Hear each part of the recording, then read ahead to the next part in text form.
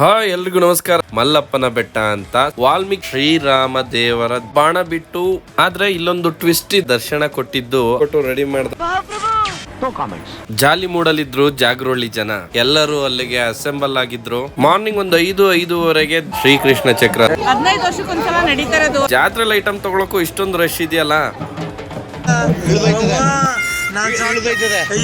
ಮಾರಿ ಹಬ್ಬ ವ್ಯಾಪಾರ ಕುದುರಲಿಲ್ಲ. ಒಂದು ಟೀ ಕುಡ್ಕೊಂಡ್ ಬರೋದ್ರೊಳಗೆ ಅಣ್ಣ ಸ್ಕಿನ್ಲೆಸ್ ಮಾಡಕ್ ಬಿಟ್ಟಿದ್ದ. ಶ್ರೀ ರಾಘವೇಂದ್ರ ಈ ಊರಿಗೆ ಶೆಕೆನೆ ಆಗಲ್ವಂತ ಮೂವ್ ಆಗುತ್ತೆ. ರೆಡಿ ಆಗ್ತಾ ಇತ್ತು. ಹಾಯ್ ಎಲ್ರಿಗೂ ನಮಸ್ಕಾರ ಸ್ನೇಹಿತರೆ, ನಾನು ನಿಮ್ಮ Pradeep Chandra. Welcome back to my PCB diaries YouTube channel. Weekend ಅಂದ ತಕ್ಷಣ ಎಲ್ಲಿಗೆ ಹೋಗೋದಪ್ಪ ಅಂತ ಯೋಚನೆ ಮಾಡ್ತೀವಿ. ಸೊ ನಾನು ಕೂಡ ಹಾಗೆ ಯೋಚನೆ ಮಾಡ್ತಿರ್ಬೇಕಾದ್ ನನ್ಗೆ ಕಾಲ್ ಬರುತ್ತೆ, ಜಾಗರಹಳ್ಳಿಲಿ ಜಾತ್ರೆ ಇದೆ ಬಾ ಅಂತ. ಸೊ ನಾನು ವೀಕೆಂಡ್ ಸ್ಯಾಟರ್ಡೆ ನೈಟ್ ಹೊರಡ್ತೀನಿ ಬೆಂಗಳೂರಿಂದ. ಇಲ್ಲಿ ಬಂದು ಸ್ಟೇ ಆಗಿ ಮಾರ್ನಿಂಗ್ ಎದ್ದು ಇವಾಗ ಹೋಗ್ತಿರುವಂತಹ ಜಾಗ ಮಲ್ಲಪ್ಪನ ಬೆಟ್ಟ ಅಂತ. ಈ ಬೆಟ್ಟದ ಬಗ್ಗೆ ಕಂಪ್ಲೀಟ್ ವಿಡಿಯೋನ ನೆಕ್ಸ್ಟ್ ಟೈಮ್ ಹಾಕ್ತೀನಿ. ಬಟ್ ಇವಾಗ ನಾನು ಹೇಳಕ್ಕೆ ಹೊರಟಿರುವಂತದ್ದು ಜಾತ್ರೆ ಹೇಗಾಯ್ತು ಅಂತ. ಭಾನುವಾರ ಬೆಳಿಗ್ಗೆ ಮಲ್ಲಪ್ಪ ಸ್ವಾಮಿ ದರ್ಶನ ಮಾಡಿ ಅಲ್ಲಿಂದ ಊರ್ ಕಡೆಗೆ ಮತ್ತೆ ವಾಪಸ್ ಹೊರಟೆ. ಜಾತ್ರೆ ನಡೀತಿರುವಂತಹ ಊರಿಂದ ಸ್ವಲ್ಪ ದೂರದಲ್ಲೇ ಆ ಬೆಟ್ಟ ಇರೋದು. ಅದ್ರ ಬಗ್ಗೆ ನಾನು ನೆಕ್ಸ್ಟ್ ವಿಡಿಯೋದಲ್ಲಿ ಹೇಳ್ತೀನಿ ಅಂತ ಹೇಳಿದೀನಿ. ಸೊ ಅದ್ರ ಬಗ್ಗೆ ಮಾತ್ ಬೇಡ. ಇವಾಗ ನಾನಿರುವಂತಹ ಜಾಗ ಶ್ರೀರಾಮ ದೇವರ ದೇವಸ್ಥಾನ. ಶ್ರೀರಾಮನನ್ನು ಪೂಜಿಸುವಂತಹ ಆರಾಧಿಸುವಂತವರು ಕೋಟ್ಯಾಂತರ ಜನಸಂಖ್ಯೆಯಲ್ಲಿ ಇದ್ದಾರೆ. ವಾಲ್ಮೀಕಿಯವರು ಶ್ರೀರಾಮನ ಕ್ಯಾರೆಕ್ಟರ್ ಬರೀಬೇಕಾದ್ರೆ ಸುತ್ತಮುತ್ತ ಇರುವಂತಹ ಕ್ಯಾರೆಕ್ಟರ್ಗಳನ್ನ ತುಂಬಾ ಪವರ್ಫುಲ್ ಆಗಿ ಬಿಲ್ಡ್ ಮಾಡಿದ್ರು. ಆಂಜನೇಯ ಆಗಿರ್ಬೋದು, ಸುಗ್ರೀವ ಆಗಿರ್ಬೋದು, ರಾವಣ ಆಗಿರ್ಬೋದು, ಇವರೆಲ್ಲ ಪವರ್ಫುಲ್ ಕ್ಯಾರೆಕ್ಟರ್ ಆದರೂ ಕೂಡ ಶ್ರೀರಾಮನ ಮುಂದೆ ತಲೆ ಬಾಗ್ಲೇಬೇಕಾಗುತ್ತೆ. ಯಾಕೆಂದ್ರೆ ಶ್ರೀರಾಮನ ಕ್ಯಾರೆಕ್ಟರ್ ಅಂತದ್ದು. ಶ್ರೀರಾಮ ವನವಾಸ ಟೈಮಲ್ಲಿ ಈ ಜಾಗಕ್ಕೆ ಬಂದಿದ್ರಂತೆ. ಹಾಗೆ ಇಲ್ಲಿ ಕುಡಿಯೋಕೆ ನೀರಿಲ್ಲ, ಹಾಗೆ ಇಲ್ಲಿರುವಂತಹ ದೇವರನ್ನು ಪೂಜೆ ಮಾಡ್ಲಿಕ್ಕೆ ನೀರಿಲ್ಲ ಅಂತ ಹೇಳಿದಕ್ಕೆ ರಾಮ ಬಾಣ ಬಿಟ್ಟು ಬಂಡೆ ಹೊಡೆದು ಈ ನೀರು ಉಂಟಾಗಿದೆ ಅಂತ ಹೇಳ್ತಾರೆ. ಈ ನೀರು ಎಷ್ಟೇ ವರ್ಷ ಆದರೂ ಕೂಡ ಖಾಲಿ ಆಗಲ್ಲ. ಹಾಗೆ ಇಲ್ಲಿರುವ ನೀರಿಗೂ ರಾಮನಾಥಪುರದಲ್ಲಿರುವಂತಹ ಶ್ರೀರಾಮನ ದೇವಸ್ಥಾನಕ್ಕೂ ಸಂಬಂಧ ಇದೆ ಅಂತ ಹೇಳ್ತಾರೆ. ಆದ್ರೆ ಇಲ್ಲೊಂದು ಟ್ವಿಸ್ಟ್ ಇದೆ. ಇದು ರಾಮ ಮಂದಿರ ಅಂತ ಬೋರ್ಡ್ ಹಾಕಿದ್ರು ಕೂಡ ಇಲ್ಲಿರುವಂತದ್ದು ಶ್ರೀ ಲಕ್ಷ್ಮೀ ವೆಂಕಟೇಶ್ವರ ಸ್ವಾಮಿ ಅವರು. ಸೊ ನಮ್ಗೆ ಅಲ್ಲೇ ಗೊತ್ತಾಗುತ್ತೆ ಇದು ವೈಷ್ಣವ ದೇವಾಲಯ, ತುಂಬಾ ಪುರಾತನವಾದಂತದ್ದು. ಹಾಗೆ ಇಲ್ಲೇ ಉದ್ಭವ ಆಗಿರುವಂತಹ ಮೂರ್ತಿ ಅಂತ ಹೇಳ್ತಾರೆ. ಹಳ್ಳಿಲಿ ಏನೇ ಫಂಕ್ಷನ್ ಆಗ್ಲಿ, ಏನೇ ಜಾತ್ರೆ ಆಗ್ಲಿ, ಪ್ರತಿಯೊಬ್ರು ಸೇರ್ಬಿಟ್ಟು ಮಾಡ್ತಾರೆ. ಅದೇ ಖುಷಿ ನೋಡಿ. ಇವರಿಗೆ ಈ ದೇವಸ್ಥಾನದ ಹತ್ರ ತೆಂಗಿನ ಸೋಗೆ ಗರಿ ಹಾಗೆ ಮಾವಿನ ಸೊಪ್ಪು ಹಾಕಕ್ಕೆ ಹೇಳಿದ್ದಾರೆ. ಸೊ ಇವರು ಅದನ್ನ ವಹಿಸ್ಕೊಂಡು ಕಂಪ್ಲೀಟ್ ಆಗಿ ರೆಡಿ ಮಾಡ್ತಾ ಇದ್ದಾರೆ. ಹಳ್ಳಿಗಳಲ್ಲಿ ಹಿಂಗೆ ಆಗೋದು. ಯಾವುದೇ ಫಂಕ್ಷನ್ ಆಗ್ಲಿ, ಯಾವುದೇ ಜಾತ್ರೆ ಆಗ್ಲಿ, ಒಂದೊಂದು ಫ್ಯಾಮಿಲಿಗೆ ಒಂದೊಂದು ಕೆಲಸ ಅಂತ ವಹಿಸ್ಬಿಡ್ತಾರೆ. ಆ ಕೆಲಸನ ಅವರೇ ಮಾಡ್ತಾರೆ. ಅರ್ಚಕರು ಇನ್ನೂ ಬಂದಿರ್ಲಿಲ್ಲ, ಹಾಗೆ ದೇವಸ್ಥಾನದ ಬಾಗಿಲನ್ನ ತೆಗ್ದಿರ್ಲಿಲ್ಲ. ಆದರೆ ಪಕ್ಕದ ಗುಡಿಯಲ್ಲಿ ನನಗೆ ದರ್ಶನ ಕೊಟ್ಟಿದ್ದು ಆಂಜನೇಯ ಸ್ವಾಮಿ ದೇವಸ್ಥಾನ. ಈ ಪುರಾತನ ಕಾಲದ ವಿಗ್ರಹವನ್ನು ನೋಡಿ ನನಗೆ ತುಂಬಾ ಖುಷಿ ಆಯ್ತು. ಚಪ್ಪರದ ಕೆಲಸವನ್ನೆಲ್ಲ ಮುಗಿಸಿ ಹೊರಟ್ವಿ. ಮನೆಗೆ ಬಂದು ನೋಡಿದ್ರೆ ಹೂವು ಕಟ್ತಾ ಇದ್ರು. ಯಾಕೆ ಅಂದ್ರೆ ಯಾವುದೇ ಜಾತ್ರೆ ಆಗ್ಲಿ, ಯಾವುದೇ ಸಮಾರಂಭ ಆಗ್ಲಿ, ಹುಡುಗಿರಿಗೆ ಹೂವು ಅಂದ್ರೆ ತುಂಬಾ ಇಷ್ಟ. ಹಾಗಾಗಿ ಈ ಕಡೆ ನಮ್ಮ ಬ್ರದರ್ ಅವ್ರ ಅಪ್ಪನ್ನ ರೆಡಿ ಮಾಡ್ತಾ ಇದ್ರು. ಯಾಕೆಂದ್ರೆ ಇವರಪ್ಪ ಯಾವುದೇ ಕಟಿಂಗ್ ಶಾಪ್ಗೆ ಹೋಗಲ್ಲ. ಸೊ ಇವರೇ ಟ್ರಿಮ್ಮರ್ ಕತ್ರಿ ಹಿಡ್ಕೊಂಡು ಕಂಪ್ಲೀಟ್ ಆಗಿ ಸ್ಟೈಲಿಶ್ ಆಗಿ ರೆಡಿ ಮಾಡೋಣ ಅಂತ ಟ್ರೈ ಮಾಡ್ತಾ ಇದ್ರು. ನಾವು ಕೂಡ ನಿಂತ್ಕೊಂಡು ಕಾಮೆಂಟ್ ಆಗ್ತಿದ್ವಿ, ಹಂಗ್ ಮಾಡು ಹಿಂಗ್ ಮಾಡು ಅಂತ. ಬಟ್ ಇವ್ರ ಕೈಲಿ ಹೆಂಗಾಗುತ್ತೆ ಹಂಗೆ ಫೈನಲ್ ಆಗಿ ಒಂದು ಟಚ್ ಕೊಟ್ಟು ರೆಡಿ ಮಾಡ್ದ. ಈ ಕಡೆ ನಮ್ಮ ಅಕ್ಕನ ಮಗ ಹಿಂಗೆ ಮಕ್ಳನ್ನ ಆಟ ಆಡ್ಸ್ಕೊಂಡು ಓಡಾಡ್ತಾ ಇದ್ದ. ಇನ್ನೊಬ್ಬ ಬಂದು ಪೋಸ್ ಕೊಡಕ್ಕೆ ಸ್ಟಾರ್ಟ್ ಮಾಡ್ದ. ಇವ್ರಿಬ್ರತ್ರನು ಮಾತಾಡಕ್ ಹೋದ್ರೆ ಕಾಮೆಂಟ್ಸ್ ಇಲ್ದಲೆ ಸೈಲೆಂಟ್ ಆಗ್ಬಿಟ್ಟಿದ್ದಾರೆ. No comments. ಎಲ್ರು ಬ್ಯುಸಿ ಆಗಿದ್ರು ಅಂತ ಹೋಗ್ಬಿಟ್ಟು ನನ್ನ ಪಾಡಿಗೆ ನಾನು ದಬಾಕೊಂಡೆ. ಒಳ್ಳೆ ನಿದ್ದೆ ಬಂತು. ಸಂಜೆ ಎದ್ದು ನೋಡಿದ್ರೆ ಆಲ್ರೆಡಿ ಫುಲ್ ಕಲರ್ಫುಲ್ ಲೈಟಿಂಗ್ಸ್ ಹಾಕ್ಬಿಟ್ಟು ಜಾಲಿ ಮೂಡಲಿದ್ರು ಜಾಗರಹಳ್ಳಿ ಜನ. ಆದ್ರೂ ಈ ಕತ್ಲಲ್ಲಿ ಎಲ್ಲಿಗೆ ಹೋಗ್ತವ್ರೆ ಅಂತ ಗೊತ್ತಾಗ್ಲಿಲ್ಲ. ಬಟ್ ಜನ ಮಾತ್ರ ಹೋಗ್ತಲೇ ಇದ್ರು. ನಾನು ಪಕ್ಕದಲ್ಲಿದ್ದವ್ರನ್ನ ಕೇಳ್ದೆ. ಅವ್ರು ಹೇಳಿದ್ರು ದೇವ್ರನ್ನ ತಗೊಂಡು ಕೆರೆ ಹತ್ರ ಹೋಗಿದ್ದಾರೆ. ಆ ಕೆರೆಯಲ್ಲಿ ದೇವ್ರನ್ನ ಶುದ್ಧಿ ಮಾಡ್ಕೊಂಡು ಅಂದ್ರೆ ಗಂಗೆ ಸ್ನಾನ ಪೂಜೆ ಮಾಡಿಸ್ಕೊಂಡು ದೇವ್ರನ್ನ ಊರೊಳಗೆ ಕರ್ಕೊ ಬರ್ತಾರೆ ಅಂತ. ಸೊ ಗಂಗೆ ಸ್ನಾನ ಮಾಡೋದನ್ನ ದೇವರು ಅಲ್ಲಿ ಆಟ ಬೇರೆ ಆಡುತ್ತೆ. ಸೊ ಅದಕ್ಕೋಸ್ಕರ ಜನ ಅಲ್ಲಿಗೆ ಹೋಗ್ತಾ ಇದ್ದಾರೆ ಅಂತ. ಸರಿ ನಾವು ನೋಡೋಣ ಅಂತ ಸೀದಾ ಆ ಜಾಗಕ್ಕೆ ಬಂದ್ವಿ. ನೋಡಿ ನೈಟ್ 10 ಗಂಟೆ ಆದ್ರೂ ಕೂಡ ಎಷ್ಟು ಜನ ಇದ್ದಾರೆ, ಎಷ್ಟು ಭಕ್ತಿ ಇದೆ ಅಂತ ಹೇಳಿ. ಹಾಗೆ ಈ ಜಾತ್ರೆ ಆಗಿ ತುಂಬಾ ಅಂದ್ರೆ ಒಂದು 10ರಿಂದ 15 ವರ್ಷ ಆಗಿತ್ತು. ಸೊ ಮತ್ತೆ ಜಾತ್ರೆ ಆಗ್ತಿರೋದ್ರಿಂದ ಜಾಗರಹಳ್ಳಿ ಜನಕ್ಕೆ ತುಂಬಾ ಖುಷಿಯಾಗಿ ಎಲ್ಲರೂ ಅಲ್ಲಿಗೆ ಅಸೆಂಬಲ್ ಆಗಿದ್ರು.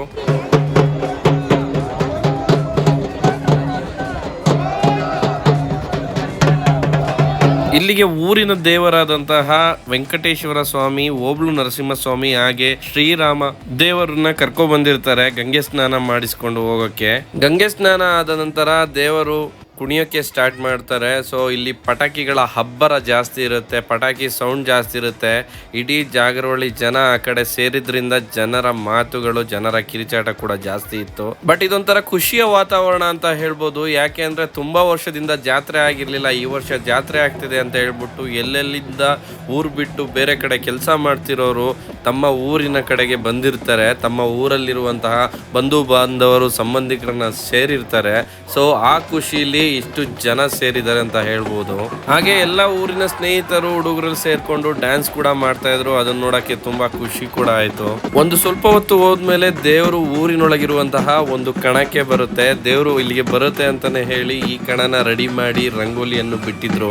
ಸೊ ಈಗೇನ್ ಆಟ ಆಡ್ತಿದ್ದಾರೆ, ಈ ಚಾವುಟಿ ಹೊಡೆದುಕೊಳ್ಳುವಂತಹ ಆಟವನ್ನು ಅವರು ಬೆಳಗ್ಗೆವರೆಗೂ ಆಡ್ತಾರೆ, ಮಾರ್ನಿಂಗ್ ಒಂದು 5-5:30 ದೇವಸ್ಥಾನದ ಹತ್ರ ಹೋಗಿರುವಂತಹ ದೇವರು ಬಾಣವನ್ನು ಬಿಡುವುದರ ಮೂಲಕ ಪಟಾಕಿಗೆ ಚಾಲನೆ ಕೊಡುತ್ತೆ. ನೋಡಿ, ಬಾಣ ಬಿಟ್ಟ ನಂತರ ಪಟಾಕಿ ಬಂದ್ಬಿಟ್ಟು ಇಲ್ಲಿ ಹಚ್ಕೊಂತು ಶ್ರೀಕೃಷ್ಣ ಚಕ್ರ ತಿರುಗ್ತಾ ಇದೆ. ಇಲ್ಲಿಂದ ಪಟಾಕಿಯ ಆರ್ಭಟ ಸ್ಟಾರ್ಟ್ ಆಗುತ್ತೆ.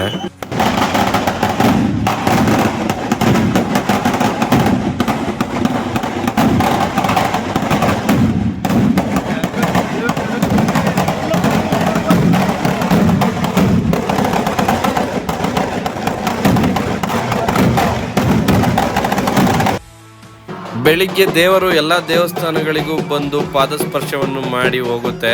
ಸೊ ನಾವು ಅದೇ ಟೈಮಿಗೆ ಎಲ್ಲ ದೇವಸ್ಥಾನಗಳಿಗೆ ಹಣ್ಣುಕಾಯಿ ಮಾಡ್ಸೋಣ ಅಂತ ಹೋಗಿದ್ವಿ. ಬೆಟ್ಟದ ಮೇಲೆ ಎಲ್ಲ ಅಂಗಡಿಗಳು ಬಂದಿದೆ, ಎಲ್ಲ ಜನರು ಇದಾರೆ. ಜಾಗಕ್ಕೆ ಇವಾಗ ಒಂದು ಕಳೆ ಬಂದಿದೆ ಅಂತ ಹೇಳ್ಬೋದು. 15 ವರ್ಷಕ್ಕೊಂದ್ಸಲ ನಡೀತಾ ಇರೋದು. 15 ವರ್ಷ ಆಗಿತ್ತು ನಮಗೂ ಜಾತ್ರೆ ನಡೆದು. ಈ ವರ್ಷ ನಡೀತಾ ಇದೆ, ತುಂಬಾ ಚೆನ್ನಾಗಿದೆ, ತುಂಬಾ ಚೆನ್ನಾಗಿ ಬರ್ತಾ ಇದೆ ಜಾತ್ರೆ.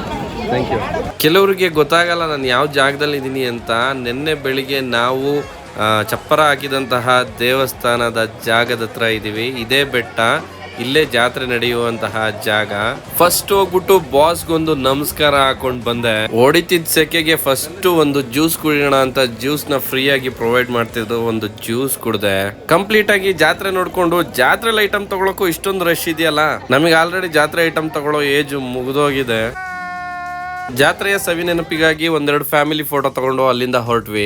ಮತ್ತೆ ಹೋಗಿ ಮಲ್ಗಿ ಸಂಜೆ ಎದ್ದು ನೋಡೋದ್ರೊಳಗೆ ದೇವ್ರು ಮನೆಗೂ ಎಂಟ್ರಿ ಕೊಡ್ತಾ ಇದ್ರು. ಸೊ ನೋಡಿ, ದೇವ್ರು ಆಟ ಆಡ್ಸೋದು ಎಷ್ಟು ಚೆನ್ನಾಗಿದೆ ಅಂತ. ಗ್ರಾಮ ದೇವರಾಗಿರೋದ್ರಿಂದ ಗ್ರಾಮದ ಪ್ರತಿಯೊಂದು ಮನೆ ಒಳಗೂ ಹೋಗಿ ದೇವರು ವಿಸಿಟ್ ಕೊಟ್ಬಿಟ್ಟು ಬರುತ್ತೆ. ನಮ್ಮೂರಿನಲ್ಲಿರುವ ಎಲ್ಲಾ ಮನೆಗಳು ಕ್ಷೇಮವಾಗಿರ್ಲಿ, ನಮ್ಮೂರಿನಲ್ಲಿರುವ ಎಲ್ಲಾ ಜನಗಳಿಗೆ, ದನ ಕರುಗಳಿಗೆ ಯಾವುದೇ ರೋಗ ರುಜಿನಗಳು ಬರದೇ ಇರ್ಲಿ ಅಂತ ಹೇಳ್ಬಿಟ್ಟು ದೇವರು ಪ್ರತಿಯೊಬ್ರು ಮನೆಗೂ ಹೋಗಿ ವಿಸಿಟ್ ಮಾಡಿ ಬರುತ್ತೆ. ದೇವರು ಮನೆಗೆ ಬಂದಾಗ ಮನೆಯವರು ಹಾಗೆ ಅಣ್ಣ, ತಮ್ಮ, ಅಕ್ಕ, ತಂಗಿ, ಮಕ್ಕಳು, ನೆಂಟರಿಸ್ಟರು ಕಂಪ್ಲೀಟ್ ಆಗಿ ಎಲ್ಲರೂ ಸೇರಿ ದೇವರಿಗೆ ಪೂಜೆ ಮಾಡಿ ಕಾಲಿಗೆ ಬೀಳ್ತಾರೆ. ಪ್ರತಿಯೊಬ್ಬ ಮನುಷ್ಯನು ಅಷ್ಟೇನೆ, ದೇವ್ರು ಇದ್ದಾರೆ ಅನ್ನೋ ನಂಬಿಕೆಲೆ ಬದುಕ್ತಿರ್ತಾರೆ. ಆ ನಂಬಿಕೆನೆ ಅವರ ಜೀವನನ ಸಾಗಿಸ್ತಾ ಇರುತ್ತೆ ಅಂತ ಹೇಳಕ್ಕೆ ಇಷ್ಟಪಡ್ತೀನಿ. ದೇವ್ರು ಮುಂದಿನ ಮನೆ ಕಡೆಗೆ ಹೋಯ್ತು. ದೇವ್ರು ಬಂದೋದ್ ಖುಷಿಗೆ ಆಲ್ರೆಡಿ ತೀರ್ಥ ತಗೊಂಡಂತಹ ಮನುಷ್ಯ ಅಯ್ಯೋ ನಾನು ಸತ್ತೋಯ್ತೀನಿ ಕಣಣ್ಣ, ಅಣ್ಣ ನನ್ನ ಕೈಲಾಯ್ತಾ ಇಲ್ಲ, ಅಯ್ಯೋ ಅಣ್ಣ ನಾನು ಸತ್ತೋದಂಗ ಆಗೋಯ್ತಾ ಇದ್ದೀನಿ ಅವ್ವ. ಎಲ್ಲವೂ ತಮಾಷೆಗಾಗಿ. ಜೀವನನೇ ಒಂದು ತಮಾಷೆ. ಜೀವನದಲ್ಲಿ ನಗ್ತಾ ಇರಬೇಕು ಅಂದ್ರೆ ತಮಾಷೆ ಮಾಡ್ತಾ ಇರಬೇಕು ಅಂತೆಲ್ಲ ಯೋಚನೆ ಮಾಡಿಕೊಂಡು ನಾವು ಸೀರಿಯಸ್ ಆಗಿ ಇವಾಗ ಹೋಗ್ತಿರುವಂತಹ ಜಾಗ ಚನ್ನರಾಯ ಪಟ್ಟಣ.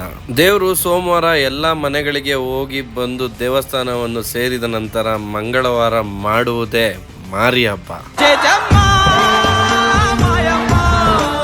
ಮಾರಮ್ಮನ ನೆನ್ಸ್ಕೊಂತ ಮಾರಮ್ಮನ ಹೆಸರಲ್ಲಿ ಇವತ್ತು ಮಟನ್ ತಿನ್ನೋಣ ಅಂತ ಹುಡುಕೊಂಡು ಹೊರಟಿದ್ದು ನಾವು ಕುರಿಗಳನ್ನ.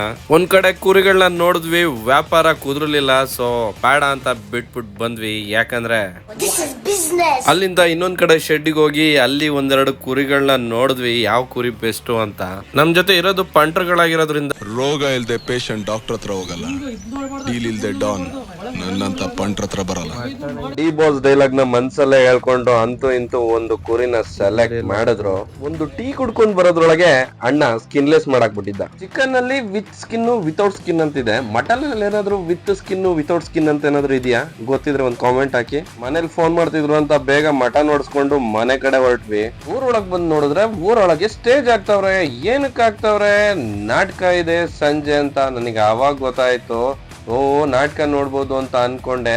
ಶ್ರೀ ರಾಘವೇಂದ್ರ ಡ್ರಾಮಾ ಸೀನ್ಸ್ ಮಂಡ್ಯ ಇವರು ಸ್ಟೇಜ್ ಸೀನ್ಸ್ ಬಿಡ್ತಾ ಇದ್ರು. ಬಟ್ ನಾಟಕ ಮಾಡ್ತಿರುವಂತದ್ದು ಜಾಗರವಳ್ಳಿ ಗ್ರಾಮದ ಗ್ರಾಮಸ್ಥರೇ ಆಗಿರೋದ್ರಿಂದ ಗ್ರಾಮಸ್ಥರೇ ಒಗ್ಗೂಡಿ ಈ ನಾಟಕನ ಮಾಡ್ತಾ ಇದ್ದಾರೆ. ಹಾಗೆ ಈ ಊರಿಗೆ ಶೆಕೆನೆ ಆಗಲ್ವಂತೆ, ಯಾಕಂದ್ರೆ ನೋಡಿ 1 2 3 4 5 ಫ್ಯಾನ್ ಇದೆ. ಈ ಊರಲ್ಲಿ ಶೆಕೆ ಆಗೋಕೆ ಚಾನ್ಸ್ ಇಲ್ಲ ಅಂತೆಲ್ಲ ಅನ್ಕೋಬೇಡಿ. 11 ಗಂಟೆ ಆದ್ಮೇಲೆ ಬಿಸಿಲು ತಲೆಗೆ ಹೊಡೆದ್ರೆ ಈ ಊರಲ್ಲ ಯಾವ ಊರಾದ್ರೂ ಶೆಕೆ ಆಗೇ ಆಗುತ್ತೆ, ಬೆವರು ಇಳದೆ ಇಳಿಯುತ್ತೆ. ದೂರದಿಂದ ಫ್ಯಾನ್ ಗಳನ್ನ ನೋಡಿ ಬೇಜಾರಾಯ್ತು. ಸೊ ಹತ್ರಕ್ಕೆ ಹೋಗೋಣ ಅಂತ ಸೀದಾ ಫ್ಯಾನ್ ಕಡೆ ಹೊರಟೆ. ಅರ್ಧ ದಾರಿಯಲ್ಲಿ ನಿಂತ್ ನೋಡಿದಾಗ ಫ್ಯಾನ್ ಗಳೆಲ್ಲ ಸೈಲೆಂಟ್ ಆಗಿ ಸುಮ್ನಿದ್ವು, ಯಾಕೆ ಅಂದ್ರೆ ಗಾಳಿ ಬೀಸ್ತಾ ಇರ್ಲಿಲ್ಲ. ನಾನು ಬೆಟ್ಟದ ಮೇಲೆ ಬಂದಿದ್ದು ಒಂದೇ ರೀಸನ್, ಬೆಟ್ಟದಿಂದ ಊರಿನ ವ್ಯೂ ತೋರ್ಸೋಣ ಅಂತ. ನೋಡಿ ಇದೇ ಊರು ಹೆಂಗೆ ಕಾಣ್ತಿದೆ. ನಾನು ಈವ್ನಿಂಗ್ ಬಂದಿದ್ರಿಂದ ಸೂರ್ಯ ಮುಳುಗ್ತಾ ಇದ್ದ. ಸೂರ್ಯನ ಕೆಂಪು ಕಿರಣಗಳು ಗೋಲ್ಡನ್ ಲೈಟ್ ತರ ಕಾಣ್ತಾ ಇತ್ತು. ಹಾಗೆ ಎಲ್ಲಾ ಫ್ಯಾನ್ ಗಳು ಲೈಟ್ ಆಗಿ ಮೂವ್ ಆಗ್ತಿದ್ವು, ಯಾಕೆ ಅಂದ್ರೆ ತುಂಬಾ ಗಾಳಿ ಇದ್ರೆ ಮಾತ್ರ ಸ್ಪೀಡ್ ಆಗಿ ಫ್ಯಾನ್ ಗಳು ಮೂವ್ ಆಗುತ್ತೆ, ಇಲ್ಲಾಂದ್ರೆ ನೋಡಿ ಈ ರೀತಿ ಲೈಟ್ ಆಗಿ ಮೂವ್ ಆಗುತ್ತೆ. ಈ ಬೆಟ್ಟ ಗುಡ್ಡದ ಬಗ್ಗೆ ನೆಕ್ಸ್ಟ್ ವಿಡಿಯೋದಲ್ಲಿ ಹೇಳ್ತೀನಿ. ನೀವು ನೆಕ್ಸ್ಟ್ ವಿಡಿಯೋ ನೋಡ್ಬೇಕಂದ್ರೆ ನನ್ನ ಚಾನಲ್ ನ ಸಬ್ಸ್ಕ್ರೈಬ್ ಮಾಡ್ಕೊಳ್ಳಿ, ಹಾಗೆ ಬೆಲ್ ಐಕಾನ್ ನ ಕ್ಲಿಕ್ ಮಾಡಿ ಅಂತ ಹೇಳ್ತಾ ಬೆಟ್ಟದ ಮೇಲೆ ಬಂದಿದ್ಕೆ ಹೊಟ್ಟೆ ಫುಲ್ ಅಷ್ಟು ಸುಸ್ತಾಗಿ ಹೋಗಿತ್ತು. ಮನೆಗ್ ಬಂದ್ ನೋಡಿದ್ರೆ ಮಟನ್ ರೆಡಿ ಆಗ್ತಾ ಇತ್ತು. 1-2 ಅವರ್ ಟೈಮ್ ಪಾಸ್ ಆದ್ಮೇಲೆ ಮಟನ್ ಊಟ ಮಾಡ್ಕೊಂಡು ಅಲ್ಲಿಂದ ಬೆಂಗಳೂರಿಗೆ ಹೊರಡ್ಬೇಕಿತ್ತು. ನಾಟಕ ಇದ್ರು ಕೂಡ ನಾಳೆ ಕೆಲಸ ಇದ್ದಿದ್ರಿಂದ ಬೇಗ ಬೆಂಗಳೂರಿಗೆ ಹೊರಡ್ಬೇಕಿತ್ತು. ಸೊ ನಾನು ನಾಟಕ ನೋಡಕ್ ಆಗ್ಲಿಲ್ಲ, ಬಟ್ ನಾಟಕದ ಕ್ಲಿಪ್ಸ್ ಹಾಕಿದೀನಿ, ನೀವು ನೋಡಿ. ಹಾಗೆ ನನ್ನ ಚಾನಲ್ ನ ಸಬ್ಸ್ಕ್ರೈಬ್ ಮಾಡ್ಕೊಳ್ಳಿ, ಹಾಗೆ ಸಪೋರ್ಟ್ ಮಾಡಿ. ನಾಟಕದ ಇಂಟ್ರೆಸ್ಟ್ ಇದ್ರೆ ಕಂಪ್ಲೀಟ್ ಆಗಿ ಕ್ಲಿಪ್ಸ್ ಗಳನ್ನ ನೋಡಿ. ಆದರೆ ದುರ್ಯೋಧನನಿಗೆ ನನ್ನಲ್ಲಿದ್ದ ವಿಶ್ವಾಸವನ್ನು ಚಲಿಸುವಂತೆ ಮಾಡಿದವರು ಯಾರೋ ಶಕುನಿ. ಯಾರಾದರೂ ಆಗಲಿ ಕರ್ಣ, ನೀನು ರಥವನ್ನೇರಿ ಕೃಷ್ಣನೊಡನೆ ಹೋದೆ ಅಷ್ಟೇ. ಆ ಸಂಗತಿಯನ್ನು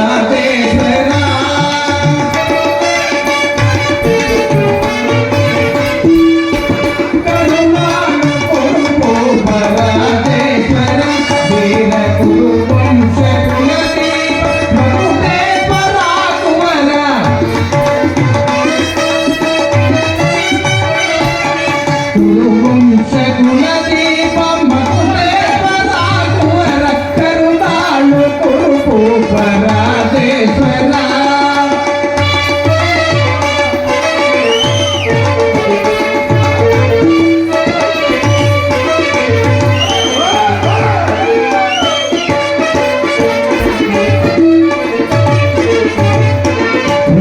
ಭಯಂಕರ